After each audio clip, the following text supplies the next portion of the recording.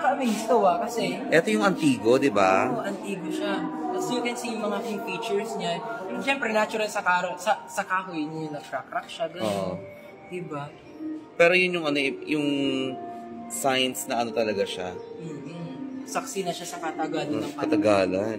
1800s. Hindi ko alam, no? Pero ang ganda ng pagkagawa. Iba talaga yung gawa dati. Tingnan mo yung lips.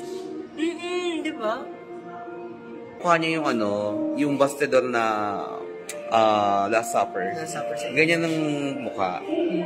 And pero yung part na sa Balbas, parang ganun talaga yung mga Antigo yung style. Oo, style. Ang galing na pagkagawa eh. Pag ganun siya. Mukha ng awa. Experience ko ba ng kanya? Ayan, ano na yan? Okay, ano ba naman? Yes. So, ito. St. Mary Magdalene, St. Martha, St. Clare, St. Bona, St. Catherine of Siena, and St. Margaret of Portola. Magkakasama sila. Diba? All in one. All in one. Pray for me. Ano masasabi mo na sa isang sila?